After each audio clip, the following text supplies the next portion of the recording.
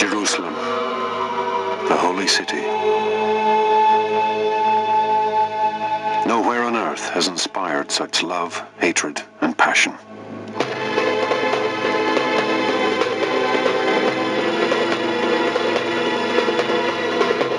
For thousands of years, people have come here to meet with their God. Jerusalem, they believe, is a gateway to heaven. Here, they're as close as they can physically be to the divine. But although they worship the same God, they do so in different ways. One God has inspired three great religions. All three love Jerusalem, but all three have claimed it as their own.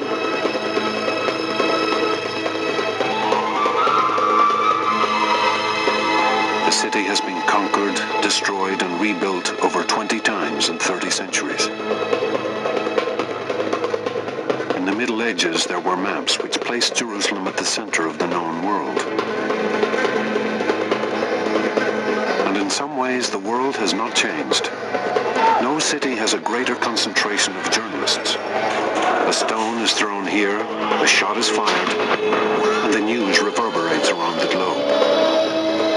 This dusty Middle Eastern town can still capture the imagination like nowhere else.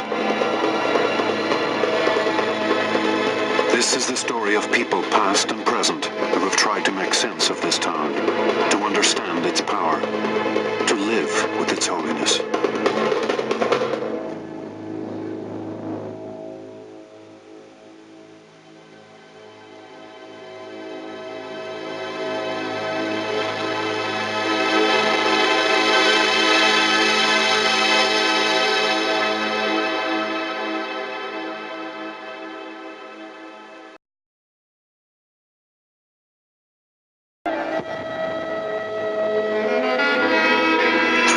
Years later, that holy mountain lies hidden under a great platform made of stone, the Temple Mount.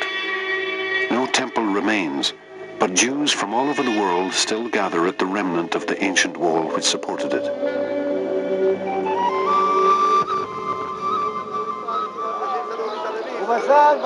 God's presence is believed to have escaped the temple's destruction and to live on in this place.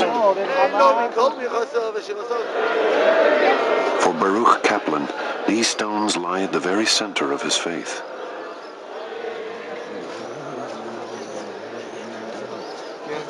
For me personally, I can touch my relationship with God to the extent that I can touch these stones, because these stones have been standing here listening to the prayers of mankind, most particularly Jews, for thousands of years.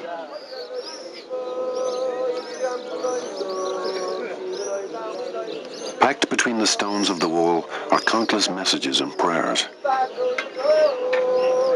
The city has appointed a special mailman to deal with the thousands of letters that arrive each week in Jerusalem, addressed to God.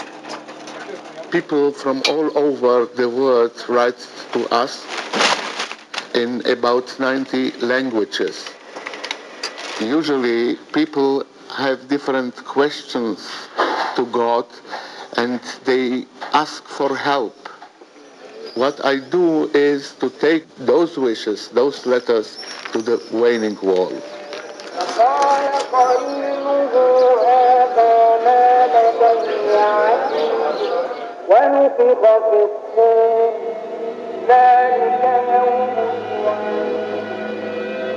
Directly above the western wall stands a magnificent Islamic shrine. The Dome of the Rock was completed in the year 691, when Jerusalem was ruled by the Muslims. Within its walls can still be found the bare pinnacle of the mountain. Central to the faith of Muslims and Jews, it is believed that here, on this rock, Abraham offered his son as a sacrifice to God. This shrine was built in his honor. The Jews call this rock Evan Hestia, the stone of foundation. They believed that this is the point from which the world was created, and that it lay at the very heart of their temple. This rock also lies at the heart of the Islamic faith, where it is known as El Sakra. According to the Quran, the Prophet Muhammad was brought here one night on a winged horse. He climbed onto the rock and ascended to heaven, where he conversed with the 10 great prophets of Islam and Allah himself.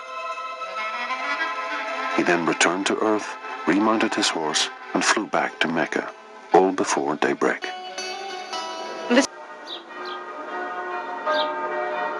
400 yards away, the bells ring out at the Church of the Holy Sepulchre, the center of the third faith of Abraham, Christianity.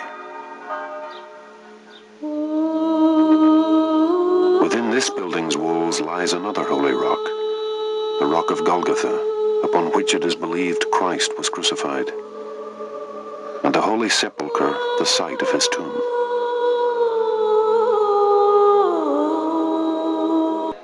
Jerusalem is also a real earthly city. Around its core sprawl shopping centers, modern suburbs, and bypasses. But it is the ancient walled city at the very center of Jerusalem that is its heart.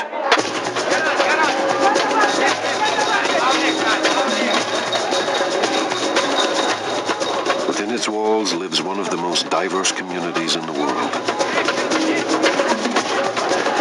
Muslims, Christians, and Jews live packed together in an area of less than a square mile. 4 groups have their own quarter. The Christians, the Jews, the Muslims, and the Armenians. Each have their own shops and markets established over the centuries. But it is impossible for any of them to live totally in isolation. And in Jerusalem, it is also impossible to escape from the city's history, from its long and often violent past.